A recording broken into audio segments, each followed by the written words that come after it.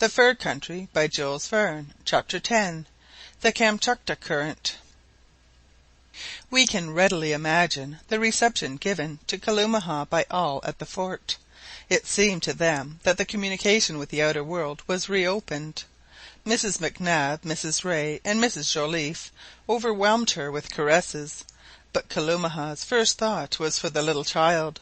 She caught sight of him immediately, and running to him, covered him with kisses. The young native was charmed and touched with the hospitality of her European hosts. A positive fête was held in her honour, and every one was delighted that she would have to remain at the fort for the winter, the season being too far advanced for her to get back to the settlements of Russian America before the cold set in. But if all the settlers were agreeably surprised at the appearance of Kalumah, what must Lieutenant Hobson have thought when he saw her leaning on Mrs Barnett's arm? A sudden hope flashed across his mind like lightning, and as quickly died away. Perhaps, in spite of the evidence of his daily observations, Victoria Island had run aground somewhere on the continent unnoticed by any of them. Mrs Barnett read the lieutenant's thoughts in his face, and shook her head sadly. He saw that no change had taken place in their situation, and waited until Mrs Barnett was able to explain Kalumah's appearance. A few minutes later he was walking along the beach with the lady, listening with great interest to her account of Kalumah's adventures. So he had been right in all his conjectures. The northeast hurricane had driven the island out of the current. The ice field had approached within a mile at least of the American continent. It had not been a fire on board a ship which they had seen, or the cry of a shipwrecked mariner which they had heard. The mainland had been close at hand, and had the northeast wind blown hard for another hour, Victoria Island would have struck against the coast of Russian America.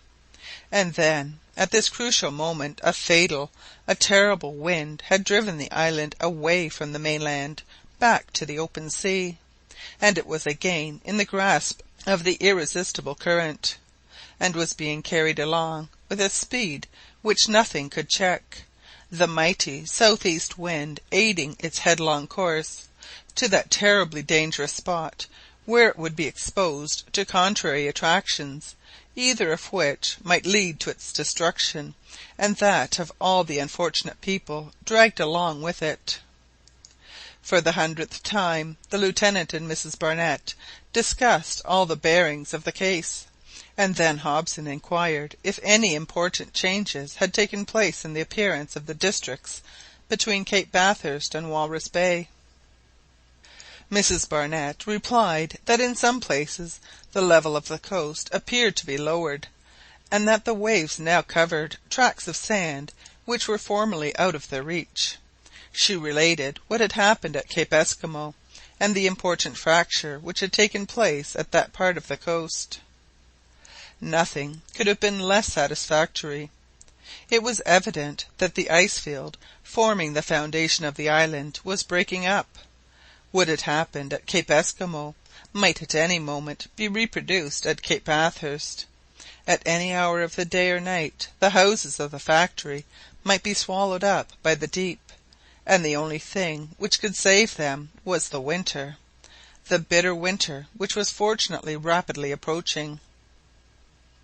The next day, September 4th, when Hobson took his bearings, he found that the position of Victoria Island had not sensibly changed since the day before. It had remained motionless between the two contrary currents, which was on the whole the very best thing that could have happened.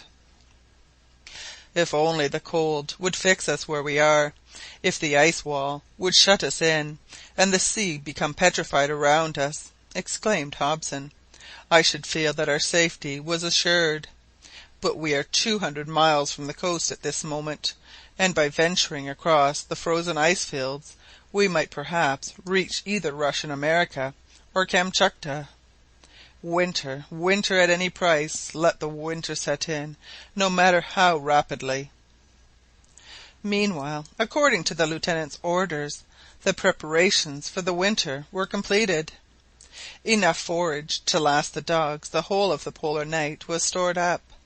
They were all in good health, but getting rather fat with having nothing to do.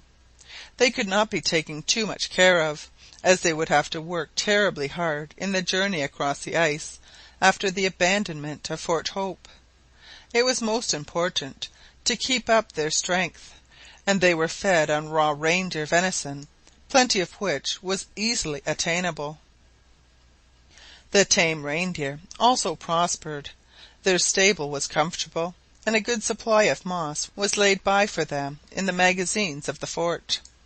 The females provided Mrs Joliffe with plenty of milk for her daily culinary needs. The corporal and his little wife had also sown fresh seeds, encouraged by the success of the last in the warm season.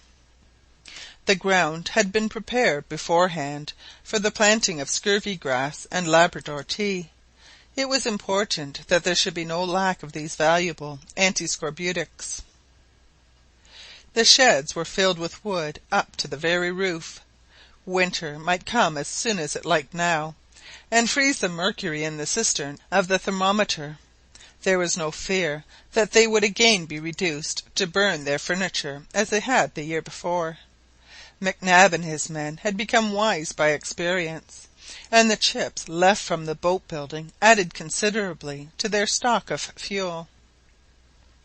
About this time a few animals were taken which had already assumed their winter furs, such as martens, polecats, blue foxes, and ermines. Marbre and Sabine had obtained leave from the lieutenant to set some traps outside the enceinte. He did not like to refuse them this permission, lest they should become discontented, as he had really no reason to assign for putting a stop to the collection of furs, although he knew full well that the destination of these harmless creatures could do nobody any good. Their flesh was, however, useful for feeding the dogs, and enabled them to economize the reindeer venison. All was now prepared for the winter, and the soldiers worked with an energy which they would certainly not have shown if they had been told the secret of their situation. During the next few days the bearings were taken with the greatest care, but no change was noticeable in the situation of Victoria Island, and Hobson, finding that it was motionless, began to have fresh hope, although there was as yet no symptoms of winter in inorganic nature, the temperature maintaining a mean height of 49° Fahrenheit. Some swans flying to the south in search of a warmer climate was a good omen. Other birds, capable of a long sustained flight over vast tracts of the ocean, began to desert the island. They knew full well that the continent of America and Asia, with their less severe climates and their plentiful resources of every kind, were not far off, and that their wings were strong enough to carry them there. A good many of these birds were caught, and by Mrs Barnett's advice the lieutenant tied round their necks a stiff cloth ticket, on which was inscribed the position of the wandering island, and the names of its inhabitants. The birds were then set free, and their captors watched them wing their way to the south with envious eyes. Of course none were in the secret of the sending forth of these messengers, except Mrs Barnett, Madge, Kalumah, Hobson, and Long. The poor quadrupeds were unable to seek their usual winter refuges in the south. Under ordinary circumstances the reindeer, polar hares, and even the wolves would have left early in September for the shores of the Great Bear and Slave Lakes, a good many degrees further south. But now the sea was an insurmountable barrier, and they too would have to wait until the winter should render it passable. Led by instinct, they had doubtless tried to leave the island, but, turned back by the water, the instinct of self-preservation had brought them to the neighbourhood of Fort Hope, to be near the men who were once their hunters and most formidable enemies, but they were now, like themselves, rendered comparatively inoffensive by their imprisonment. The observations of the 5th, 6th, 7th, 8th, and 9th September revealed no alteration in the position of Victoria Island. The large eddy between the two currents kept it stationary another 15 days. Another 3 weeks of this state of things, and Hobson felt that they might be saved. But they were not yet out of danger, and many terrible, almost supernatural trials still awaited the inhabitants of Fort Hope. On the 10th of September, observations showed a displacement of Victoria Island, only a slight displacement, but in a northerly direction. Hobson was in dismay. The island was finally in the grasp of the Kamtchatka Current, and was drifting towards the unknown latitudes where the large icebergs came into being. It was on its way to the vast solitudes of the Arctic Ocean, interdicted to the human race, from which there is no return. Hobson did not hide this new danger from those who were in the secret of the situation. Mrs Barnett, Madge, Kalumah, and Sergeant Long received this fresh blow with courage and resignation. "Perhaps," said Mrs Barnett, "the island may stop even yet. Perhaps it will move slowly. Let us hope on and wait. The winter is not far off, and we are going to meet it. In any case, God's will be done." "My friends," said Hobson earnestly, "do you not think I ought now to tell our comrades? You see in what a terrible position we are, and all that may await us. Is it not taking too great a responsibility to keep them in ignorance of the peril they are in?" "I should wait a little longer," replied Mrs Barnett without hesitation. "I would not give them all over to despair until the last chance is gone." "That is my opinion also," said Long. Hobson had thought the same, and was glad to find that his companions agreed with him in the matter. On the 11th and 12th September the motion towards the north was more noticeable. Victoria Island was drifting at a rate of from 12 to 13 miles a day, so that each day took them the same distance further from the land and nearer to the north.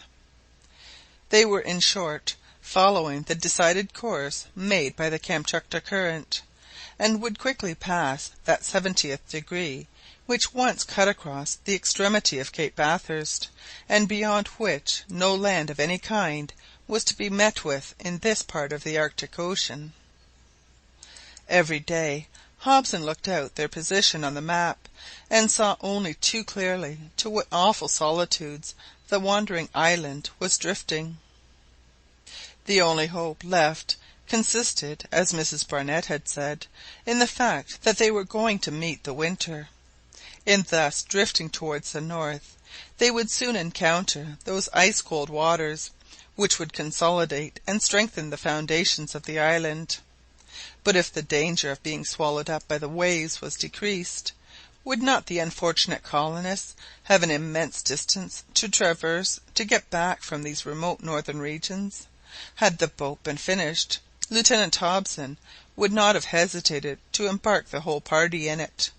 But in spite of the zealous efforts of the carpenter, it was not nearly ready, and indeed it taxed Mac Nab's powers to the uttermost to construct a vessel on which to trust the lives of 20 persons in such a dangerous sea.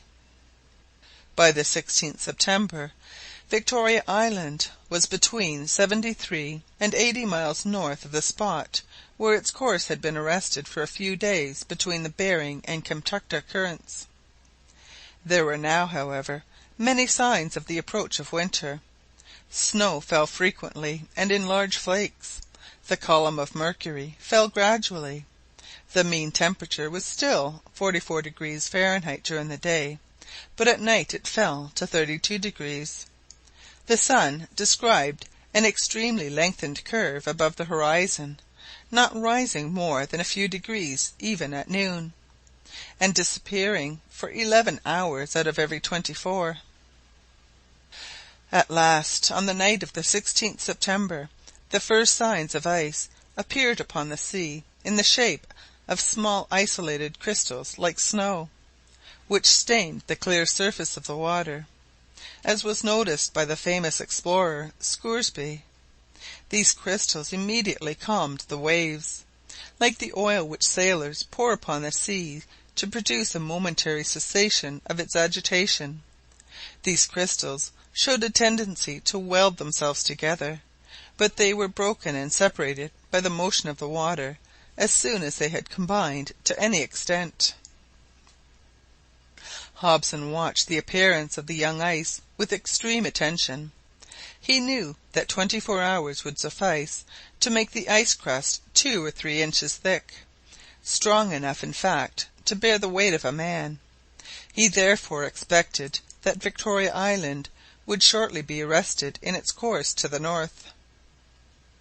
But the day ended the work of the night, and if the speed of the island slackened during the darkness, in consequence of the obstacles in its path, they were removed in the next 12 hours, and the island was carried rapidly along again by the powerful current.